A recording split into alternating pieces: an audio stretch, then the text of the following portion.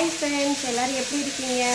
இன்றைக்கி சூப்பரான டேஸ்டான சிக்கன் பிரியாணி எப்படி பண்ணலான்னு பார்க்கலாம். வாங்க வீடியோக்குள்ளே போகும். அதுக்கு தேவையான இன்க்ரீடியன்ட்ஸ் என்னென்னு பார்த்தீங்கன்னா, இன்றைக்கி 1.5 கிலோ சிக்கன் எடுத்துருக்குறோம். அந்த சிக்கனில் கொஞ்சம் தயிர், வத்தல் பொடி, உப்பு போட்டு நல்லா பிசைஞ்சு வச்சுக்கணும். இது 150 இஞ்சி, 150 பூண்டு, அதில் 2 மிளகாய் போட்டுக்கலாம். அது கூட அரைக்கிறதுக்கு பட்டை, கிராம்பு, ஏலக்காய், சோம்பு, கடல் பாசி, ஸ்டார் பிரிஞ்சி இவ்வளோத்தையும் எடுத்துக்கணும்.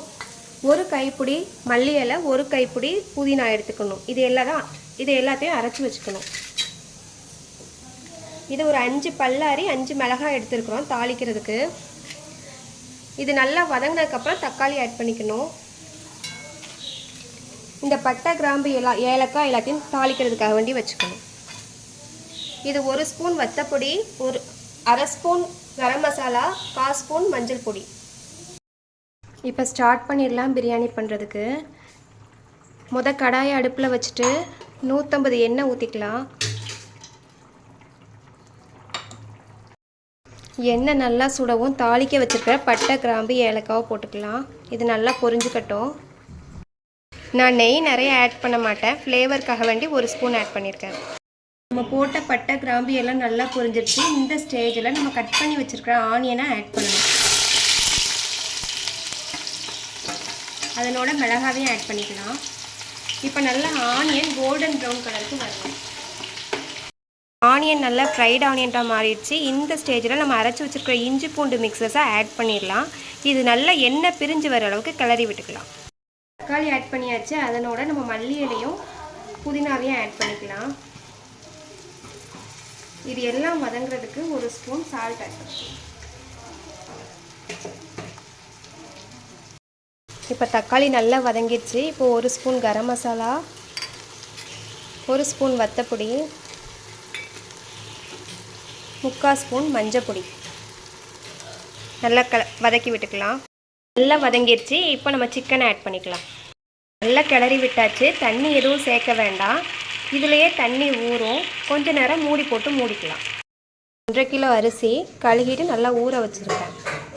சிக்கன் நல்லா ஆஃப் பாயில்டு ஆயிடுச்சு. இந்த நேரத்தில் நம்ம அளவு தண்ணி ஊற்றிக்கலாம். 1 கப் அரிசிக்கு 1.5 கப் அளவுக்கு தண்ணி சேர்த்துக்கலாம்.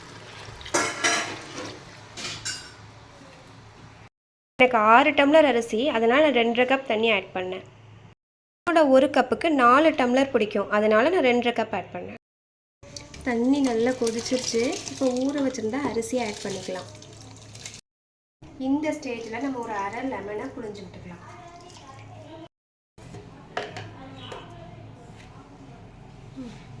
இப்போ தேவையான அளவு சால்ட் சேர்த்துட்டு மூடி விட்டுக்கலாம். ரொம்ப கிளறக்கூடாது, அரிசி உடைஞ்சிரும். இப்படி அரிசி நல்லா மேலே வர்ற ஸ்டேஜில் நம்ம அடுப்பை சிம்மில் வச்சுட்டு மூடிக்கலாம்.